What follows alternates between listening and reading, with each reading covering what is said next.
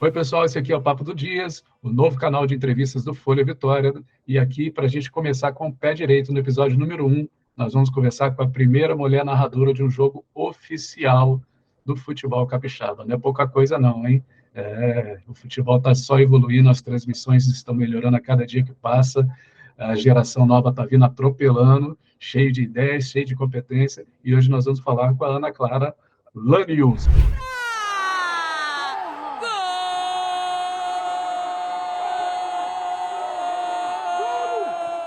A primeira pergunta é, falei sobre o nome certo, Ana? Falou certíssimo, Flávio. Muito bom dia, boa tarde, boa noite para quem está nos assistindo, seja lá o horário que for, né? Prazer estar aqui, muito obrigado pelo convite, fico muito feliz de estrear o programa. Se você fica feliz de estreia, imagina a gente. Imagina quantas estreias você não está fazendo atropeladas. É uma em cima da outra, né? Tá uma loucura, rapaz. Essa semana assim, eu não vou esquecer nunca. Um atrás do outro, entrevista, vai narrar outro jogo, enfim, tá uma loucura.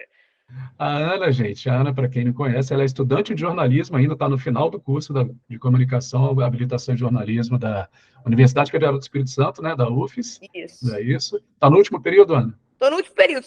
Eu já cumpri todas as matérias, só falta entregar o famoso TCC. O TCC você está fazendo na prática agora, então, né? Então, o meu pré-TCC está todo montado para o teórico, né? Mas o meu tema conversa com transmissões esportivas. Então, que bom, antecipa aí, fala pra gente. Bom, eu vou escrever sobre o uso da linguagem das redes em transmissões esportivas de futebol.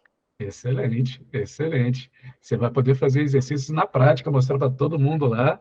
E vai ter que mexer nele de última hora, porque eu tenho certeza que essa última semana mudou muita coisa para você. Mudou muita coisa. A Ana, ela fez a narração do jogo Porto, Vitória e Serra, jogo de ida da semifinal da Copa Espírito Santo, e é pé quente daquelas assim, que a gente vê passar uma vez a cada 10 anos. O primeiro jogo dela narrando foi 5-1. Tem pouco gol para gritar, né? Mas ela não gritou todos os gols e agora ela vai explicar para a gente um pouquinho por quê. Ana, como é que você assumiu o microfone lá da transmissão para fazer essa narração? Conta para a gente. Não, vou contar toda a história, mas antes, eu narrei os 6 gols, tá? Só um parênteses, na hora que eu entrei na transmissão, 5 minutos depois saiu o primeiro gol, e foi por isso que o pessoal ainda começou a falar que eu estava chamando os gols. Tá vendo? Mas vamos contar a história do começo. Inicialmente eu estava escalada para ser repórter de campo, né, da partida. Já vinha fazendo alguns jogos, fiz alguns no Capixabão como repórter, enfim. Eu já estava mais ambientada a ser repórter de campo. Estava lá no Kleber Andrade, já na beira, os times perfilados. E aí eu recebo no meu ponto, né, a voz do diretor da TVE, que é o local onde eu trabalho. O ponto que é aquele microfonezinho, né? Só tá aqui, ouvindo aqui ele falando que a gente tinha 2 opções devido a algumas questões lá no estúdio, enfim, que era ou a gente transmitir o jogo inteiro só com som ambiente, sem narrador, ou eu saía do campo, subia para a cabine de imprensa e dava conta ali de assumir uma narração para a qual eu não estava 100% preparada, né? Mas eu topei essa loucura boa e graças a Deus que eu topei, ainda bem. Ainda bem. O coração aceleradíssimo, a boca seca. Não, na hora que ele chegou dando dessa possibilidade, eu falei, meu Deus do céu, o que está acontecendo? Mas eu também tinha muito em mente que era uma oportunidade que eu não poderia deixar passar, sabe? Excelente. Acho que era algo que estava vindo assim, quase que divino, para quem crê em Deus. Deus abençoou ali no momento, porque realmente foi algo que, nossa, eu nunca imaginava que eu ia sair de casa repórter e ia terminar narradora em questões de segundos. Se a vida muda rápido, né? Essa é uma prova ali real, né? Verdade. Quando você chegou na cabine, como é que deu tempo? O jogo já tinha começado, certo? Já tinha começado. Como é que você fez aí a adaptação da sua preparação? Porque a preparação para um repórter de campo é uma, a preparação para um narrador é outra. Os estudos são um pouco diferentes, as informações que você tem que ter à mão ali, né, são um pouco diferentes. Como é que você fez essa adaptação, trocando o pneu já com o carro andando ali?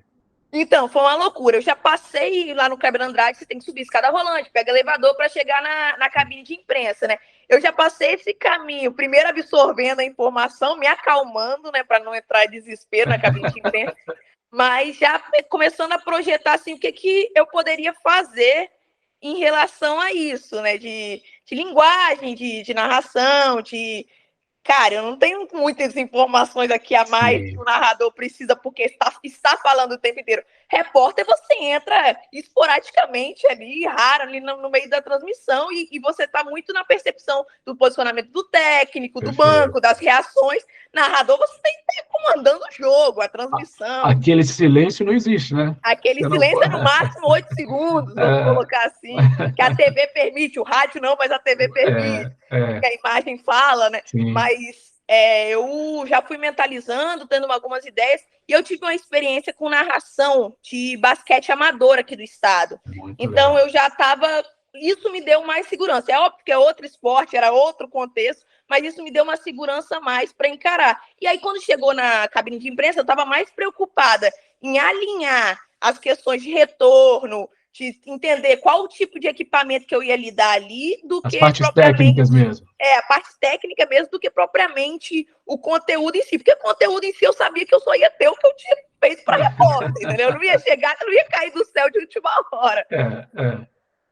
Aí foi mais ou menos essa ideia. Você fez a transmissão junto do Bueri.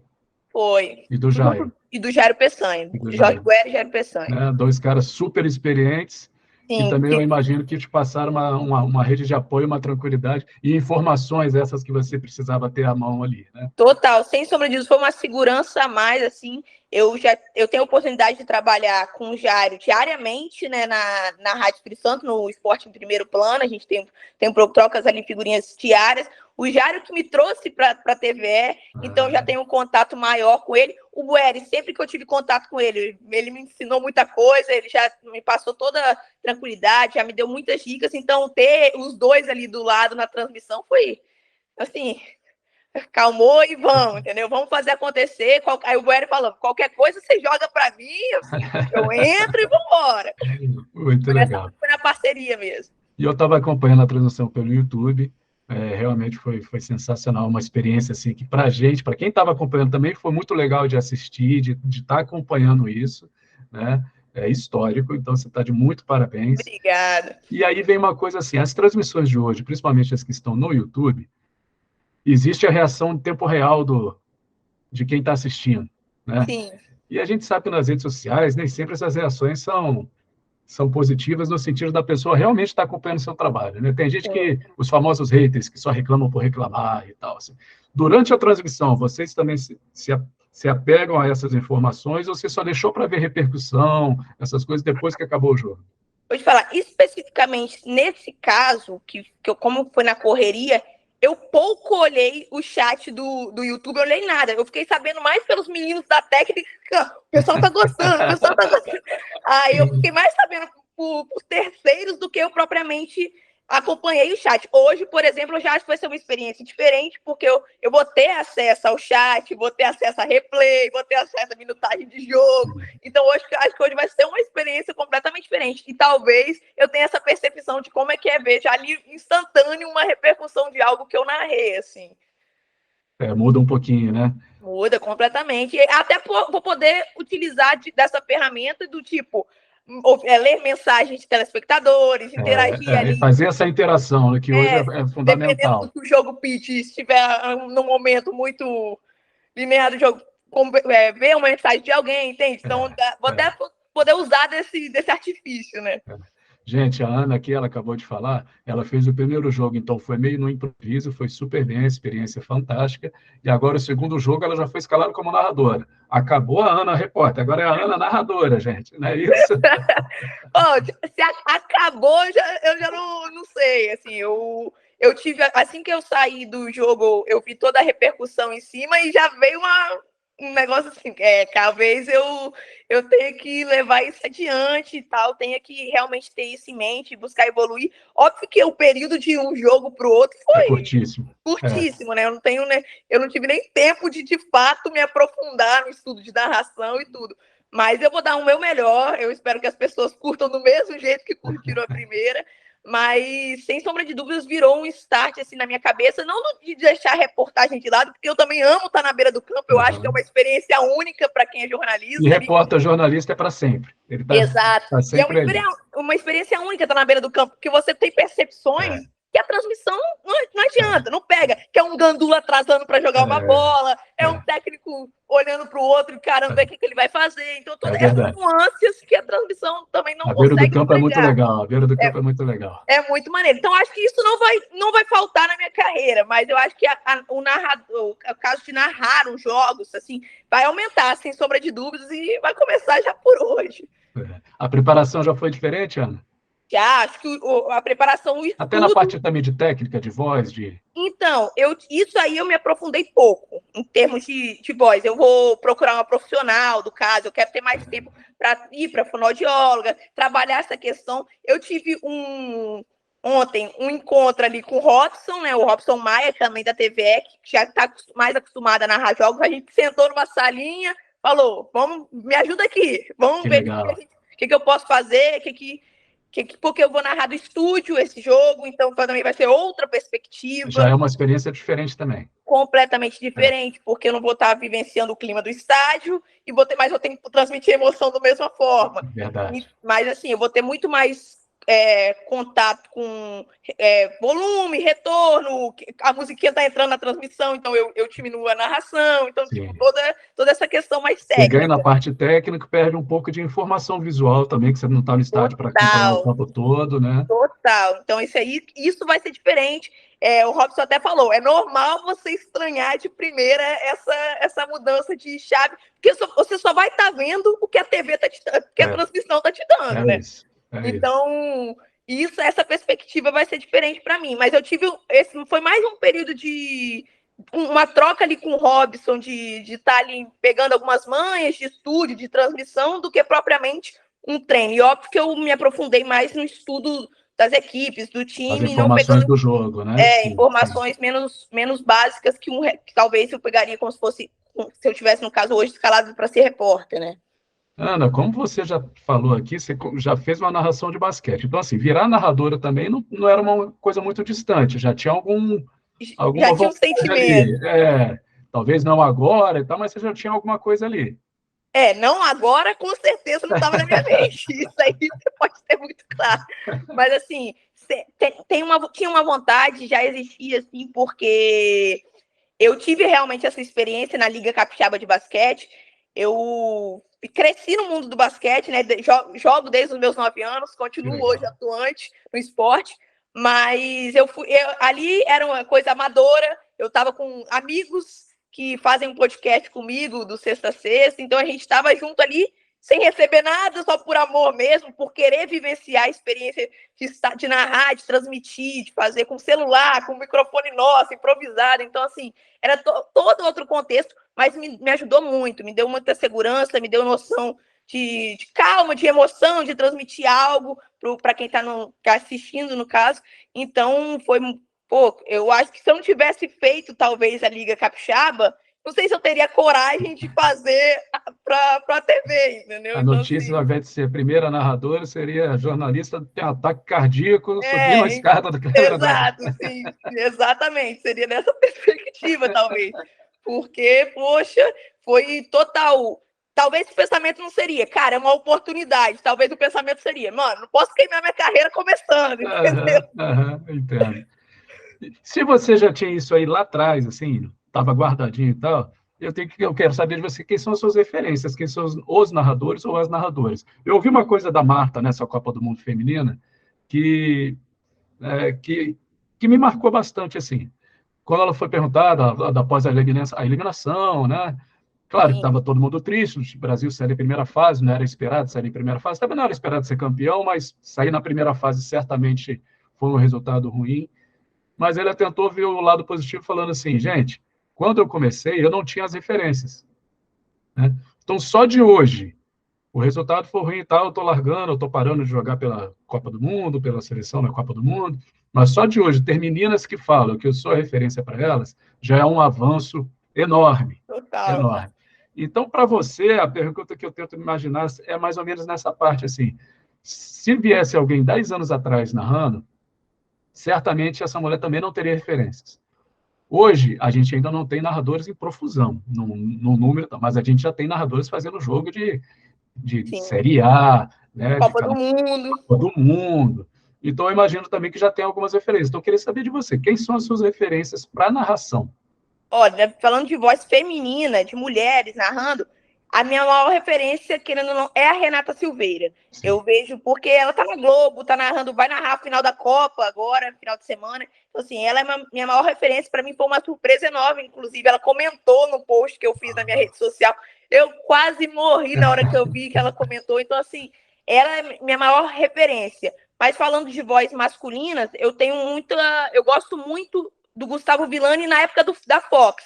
Mais na época da Fox do que propriamente agora. Mas ele é um cara que eu me espelho muito, porque ele veio do rádio, que eu comecei agora no rádio. Uhum. Não tive a oportunidade de narrar no rádio, mas comecei ali. E eu gosto muito também na masculino do Paulo Andrade, da ESPN. Mas na voz feminina, eu acho que a Renata atingiu um patamar que eu olho assim com muito carinho e falo, caraca, ela é diferente, assim, ela chegou lá, sabe? Sim. E você já está preparada também para ser vista como referência?